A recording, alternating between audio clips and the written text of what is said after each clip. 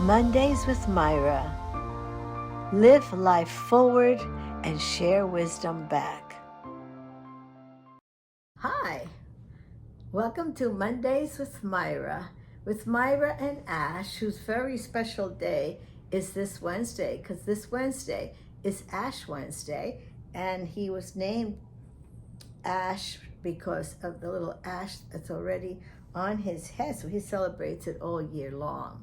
Anyway, so thank you so much for showing up and listening to us. And before I forget, don't forget to press like, and there's another button you need to press, which right now I can't remember.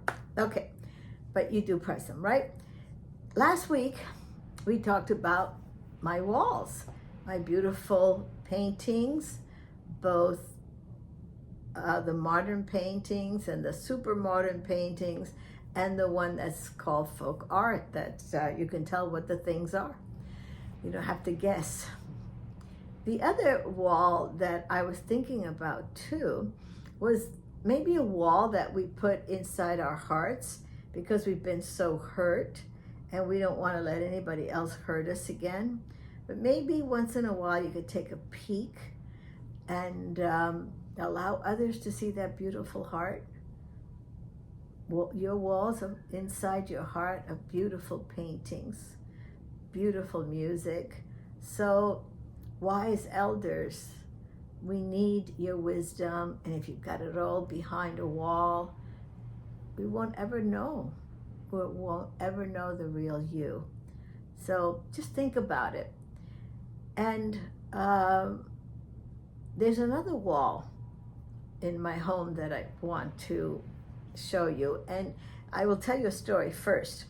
I was reading Guidepost magazine, which is a magazine that is been around for many years, since Norman Vincent Peale and his wife started it, and wonderful positive stories of people. And this one story really got to me because the one who's writing it says that he was diagnosed with high blood pressure, diabetes, hyper something. There were 5 things, and one of them was that he needed an operation. So he was very, of course he was very sad about this, and his wife said to him, your surgery isn't like immediately urgent, so why don't you postpone it for 6 months, and let me treat you in a special way for 6 months, and we will see the results. And then if the results aren't positive, then you can go have your operation. Well, the doctor agreed, and so what she did is put him on a vegan diet. Now, Bob over there and Joseph over there, don't start getting all upset. Listen first. So Joe went on this, not you, Joe, I'm talking about man in the thing, Bob in the story. And he went and he was on a vegan diet, low sugar, vegan diet, whole grains. And what happened was that 6 months later, he had no hyper whatever, no diabetes, no high blood pressure, no whatever the other thing was, and no cancer. So when my doctor told me after 6 months, I have a wonderful doctor, she said that I had pre-diabetes, high blood pressure, the other hyper thing, and there were 4 things or 5 things that she found, and she wanted to put me on medication. So I said, give me 6 months. I hate medication. So give me 6 months. And if you take my blood pressure again, not my blood pressure, that is high blood pressure, that was it. See guys, if you give yourself enough time, you will remember. At least that's my experience. Oh, he left and he came back. Okay. So after 6 months, I was vegan, whole grains, the whole shebang. I had regular blood pressure, regular sugar content, regular everything. And so I've been vegan ever since. And in my last blood test and everything that she checked, she said, whatever you're doing, keep doing it. So I'm just giving you that as a prelude to the wall I am going to show you. So here I am at my kitchen wall. These are some of the things that I use to keep my vegan and my great health. And all kinds of brown rice and mung and beans and all kinds of wonderful things that I use.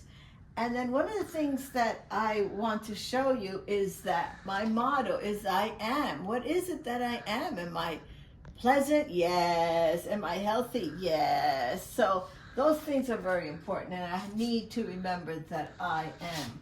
Another thing I want to show you here is my mill. I learned all this from my Mormon friends. As a matter of fact, they called me they're Mormon Catholic because I liked all the stuff that they did as far as, nutrition and having lots of kids. So this is my mill. This is real wheat. And I put it, I want to show you here. These are two stones that grind the wheat. So I'm going to put it here like this, and I'm going to put it on.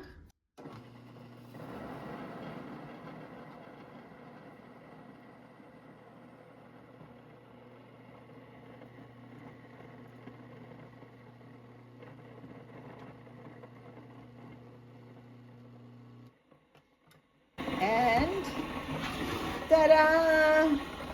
So that is, these that fell through were there before. And I didn't take it out, but it usually comes out like this, real flour. And it's whole grain no matter what. And so this is it. This is how I remain healthy. I also go swimming, and I also go dancing, and I also ride my bicycle, and I also keep positive thinking in my head. And I know you guys do all that, but I just want to tell you so that you can keep doing it, so you can also be healthy. And so we'll see you next week. Thank you for watching us and listening to me, and to all of you. I know I said goodbye and threw kisses and all that, but there's one more thing that I want to show you. This is some of my friends. This is my friend Ed with his family, a very dear friend. I'll tell you more about him in a later episode. This is my dear friend. She's a very holy person, very giving, wonderful Edith. And then these two are my friends from dancing. I met them at dancing. They're in their 90s, and you can still see them dance. And these are my friends with their grandchildren and their great grandchildren, and these are my church friends.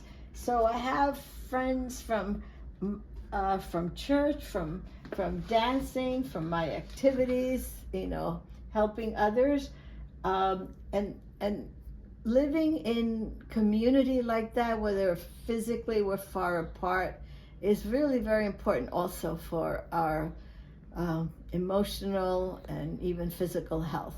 So surround yourself with good people.